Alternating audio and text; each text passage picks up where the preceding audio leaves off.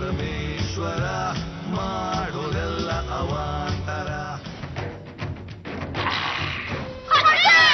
ಅದ್ಗೆ coffee ಬಹು ಪಸಂದ್ ಆಗದೆ. ಇಂತ ಕಾಫಿ ಕುಡಿದು ಸ್ಯಾನೆ ದಿವಸ ಆಗಿತ್ತು. ಹನುಮ ಕಾಫಿ ಪಾತ್ರ ನೀನ್ ತಗೊಂಡ್ಯಾನೋ? ನೀವು ನಂಗೆಂದಲ್ಲ ಮಾಡಿಕ್ಕಿದ್ದು. ಮಾಡಿಕ್ಕಿದ್ದಲ್ಲ ನಿನ್ಗೆ ಅಂತ ತಿಳ್ಕೊಬೇಡ. ಅಲ್ಲಿಂದ ಬಂದಿವ್ನಿ, ಕಾಫಿ ತಿಂದು ಜಾಸ್ತಿ ಬೇಕಾಯ್ತದೆ, ನಂಗೋಸ್ಕರ ಮಾಡಿದ್ರಿ ಅನ್ಕೊಂಡೆ. ಹೋದೆ ನೋಡ್ದೆ, ಇದ್ರಲ್ಲಿ ನನ್ ಮುಖ ಕಾಣಿಸ್ತು, ಕುಡ್ದೆ. ಕಾಫಿ ಬಹು ಪಸಂದ್ ಆಗದೆ. ನಂಗೆ ದಿನಕ್ಕೆ 4 ದಪ್ಪ ಇಂಥ ಕಾಫಿನೇ ಬೇಕು.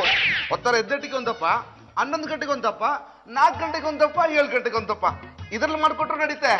ನಾನು ಹಂಗೆ ಸುತ್ತಾಡ್ಕೊಂಡ್ ಬರ್ತೀನಿ, ತಗೊಳ್ಳಿ. ಅವ್ನ್ ಕಾಫಿ ಕುಡಿಯೋದ್ ನಿಲ್ಸ್ರೆ ನಮ್ಮ ಮನೇಲಿ ಮಾಡೋ ಕಾಫಿ ಎಲ್ಲ ನಿಮ್ ಮನೆಗೆ ಕಳಿಸ್ತೀವಿ. ಮೇಡಮ್ ಅವರೇ, ಹನುಮ ಇರೋವರೆಗೂ ಸಮಸ್ಯೆ ತಪ್ಪಿದ್ದಲ್ಲ.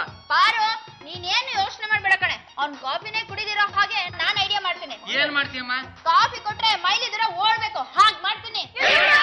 ಹಾಯ್ ಹಲೋ, ಚಿಕ್ಕ ಬಡಿ, ದೊಡ್ಡ ಬಡಿ, ಲಾಂಗ್ ಬಡಿ, ಶಾರ್ಟ್ ಬಡಿ, ಒಟ್ಟಾರೆ ಎವ್ರಿಬಡಿ. ನಾನು ಪಕ್ಕದ ಮನೆ ಹುಡುಗಿ ವೇದ ಫ್ರಮ್ ರೇಡಿಯೋ ನಾದ. ಇತ್ತೀಚೆಗೆ ಕಲಬೆರಕೆ ಜಾಸ್ತಿ ಆಗ್ತಾ ಇದೆ. ಈ ಕಲಬೆರಕೆ ಜಾಲಕ್ಕೆ ಹಾಲು ಕೂಡ ಸೇರ್ಪಡೆ ಆಗಿದೆ. ಈ ಕಲಬೆರಕೆಯಿಂದ ಹಾಲು ವಿಷ ಆಗ್ತಿದೆ. ಹಾಲು ಕುಡಿದು 4 ಮಕ್ಕಳು ಸತ್ತಿದ್ದಾರೆ. 15 ಜನ ಮಕ್ಕಳು ಆಸ್ಪತ್ರೆ ಸೇರಿದ್ದಾರೆ. ಹಾಲು ಕುಡಿಯೋದ್ರ ಬಗ್ಗೆ ಜಾಗೃತರಾಗಿರಿ ಅಂತ ಈ ಮೂಲಕ ಪೊಲೀಸ್ನವರು ಎಚ್ಚರಿಸಿದ್ದಾರೆ. ಕಾಫಿ ಟೀ ಹಾಲ್ನ ಕುಡಿಯೋದನ್ನ ನಿಲ್ಸಿ ಅಂತ ಹೇಳ್ತಾ ನಾನು ಪಕ್ಕದ ಮನೆ ಹುಡುಗಿ ವೇದ ಸೈನಿಂಗ್ ಆಫ್ ಫ್ರಮ್ ರೇಡಿಯೋ ನಾದ. ಬಾರೋ, ನಾಳೆಯಿಂದ ಹಾಲು ಕಾಫಿ ಎಲ್ಲ ನಿಲ್ಸ್ಬಿಡೆ. ಮನೆ ಮುಂದೆ ಸತ್ತೋಗ್ಬಿಟ್ರೆ ಕಷ್ಟ. ಅಮ್ಮ, ಬೃಹತ್ ಬೆಂಗಳೂರು ಮಹಾನಗರ ಪಾಲಿಕೆ ಬೋಧನೆಯಾಗಿದೆ, ಅನುಮೋದಿಸಿ. ವೈಶಾಲಿ, ನಮ್ ಹನುಮಂಗೆ ದಿನದಲ್ಲಿ 4 ಸಲ ಕಪ್ಲೆಯಲ್ಲಿ ಕಾಫಿ ಕುಡಿದ ಅಭ್ಯಾಸ ಕಾಣೆ. ಇನ್ಮೇಲೆ ತಪ್ಪೋಗುತ್ತೆ ಅಂತ ನಂಗೆ ಬೇಜಾರಾಗ್ತಾ ಇದೆ. ಸಮಾಧಾನ ಮಾಡ್ಕೊಳ್ಳಿ.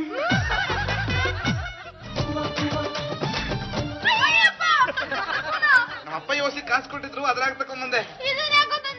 ಅದನ್ನು ಹೇಳ್ತಾ ಇದ್ರಲ್ಲ, ಹಾಲು ವಿಷ ಆಗ್ತದೆ ಅಂತ. ಹಾಗಾಗಿ ಎಲ್ರಿಗೂ ಒಳ್ಳೇದಾಗಿ ತಕೊಂಡ್ಬಂದೆ. ಹಸು ನಂದು, ಸೇವೆ ನಿಮ್ದು. ಆರ್ತಿ ಮಾಡಿ.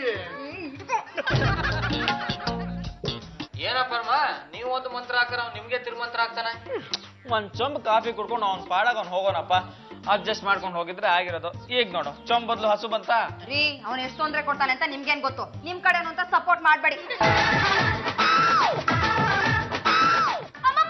ಏನಾಯ್ತಮ್ಮ?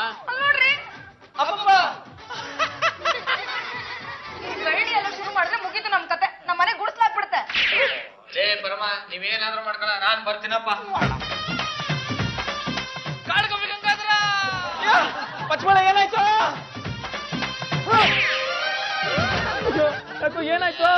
ತಪ್ಪೆ ತಂದಿಲ್ಲೇನೋ ಹಾಕೋದು. ಯಪ್ಪ, ಭರಣಿ ತಟ್ಟಕ್ ತಂದಿದ್ದೆ. ಬೆರಣಿ ತಟ್ಟದ ಓಡಾಡ ಜಾಗದಲ್ಲ. ನಾನು ನಿನ್ಗೇನ್ ಬುದ್ಧಿಲ್ವೇನೋ? ದೇವ್ರಿಗೆ ಕಣ್ಕೊಟ್ಟಿಲ್ವೇ? ನೋಡ್ಕೊಂಡಿಲ್ವ? ಇದೊಂದ್ ಕಾಲ್ ಮುರಿದಿದ್ಯಲ್ಲ? ಮುರಿದಿಲ್ಲ ಬಿಡಿ. ಮುರಿದ್ರೆ ಉಕ್ಕೊಂಡಿರೋದು, ಲಬ ಲಬ ಬಾಯ್ ಬಿಡ್ಕೊಳ್ಳೋದು. ನಾನು ಆಮೇಲೆ ಹೋಗಿ ಸರಿ ಮಾಡ್ತೀನಿ ಬಿಡಿ. ನೀನ್ ಸರಿ ಮಾಡ್ತೀಯನ? ನಮ್ಮ ಹಳ್ಳಿನಾಗೆ ಯಾರ್ದು ಏನ್ ಮುರಿದೋದ್ರು ನಾನೇ ಸರಿ ಮಾಡೋದು. ಗಂಗೆ ತಕೋ ಹುಲ್ತ. ನನ್ ಗಂಗೆನೇ ಕಾಣ್ತಾ ಇಲ್ಲ. ಕಳ್ಳನ್ ಮಕ್ಳು ಒಂದ್ ಗಂಗೆ ನೋಡ್ಕೊಂಡಾಗವ್ರೆ. ಪೇಟೆ ಜನ ಬೋ ಕೆಟ್ಟವ್ರು. ನಿಮ್ ಮನೆ ಕಾಯುವಾಗ ನಿಮ್ ಮನೆ ಮುಂದೆ ಬೆಂಕಿ ಹಾಕತ್. ಯಾಕೋ ಬಡ್ಕೊಳ್ತಾ ಇದ್ಯಾ?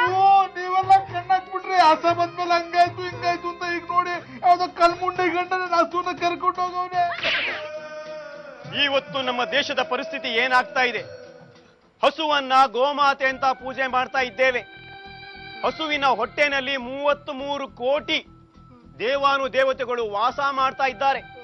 ಅಂತ ಹಸುವನ್ನ ಒಮ್ಮೆಲೆ ಕಳ್ತನ ಮಾಡ್ಬಿಟ್ರೆ ನಮ್ಮಂತ ಸಾಮಾನ್ಯ ಪ್ರಜೆಗಳ ಪರಿಸ್ಥಿತಿ ಏನಾಗ್ಬೇಕಾಗಿದೆ? ಅಲ್ಲ ಸ್ವಾಮಿ, ಹಸುನ ದೇವ್ರು ಅಂತೆಲ್ಲ ಹೇಳಿದ್ರಿ. ಅಲ್ಲ, ಅದು ನಿಜವಾಗ್ಲೂ ದೇವ್ರೇ ಆಗಿದ್ರೆ ತಂತಾನಾಗೆ ವಾಪಸ್ ಬಿಡ್ಬೇಕಾಗಿತ್ತಲ್ವಾ? ಪರಮ ವಿಷಯ ವಿಕೋಪಕ್ಕೆ ಹೋಗ್ತಾ ಇದೆ ಕಣಪ್ಪ. ನಾನೇನ್ ಮಾಡ್ಲಾ? ಅಕ್ಕಪಕ್ಕದವ್ರು ವಿಚಾರಿಸಿದ್ವಿ, ಇದ್ರಲ್ಲಿ ನಿಮ್ ಕೈವಾಡ ಇದೆ ಅಂತ ಗೊತ್ತಾಯ್ತು. ನೋಡೋ, ಮಿನಿಸ್ಟರ್ವರೆಗೂ ಹೋಗ್ಬಿಟ್ರೆ ತುಂಬಾ ತೊಂದರೆ ಆಗುತ್ತೆ ಕಣಪ್ಪ. ಹಸು ಎಲ್ಲಿದೆ ಅಂತ ಹೇಳ್ಬಿಡು. ಯಾಕೆಂದ್ರೆ ಇದು ಹಸುಗೆ ಸಂಬಂಧಪಟ್ಟಿದ ವಿಷಯ. ಒಂದ್ ನಿಮಿಷ ಹುಡ್ಕೊಂಡ್ ಬಂದ್ಬಿಡ್ತೀನಿ. ಎಲ್ಲೋ ಮೇಯಕ್ ಹೋಗಿದ್ ಹಸು ನಮ್ಮನೆ ಮುಂದೆ ಬಂದಿತ್ತು ಕಣ. ಬಾಮ್ಮ ಬಾಮ್ಮ.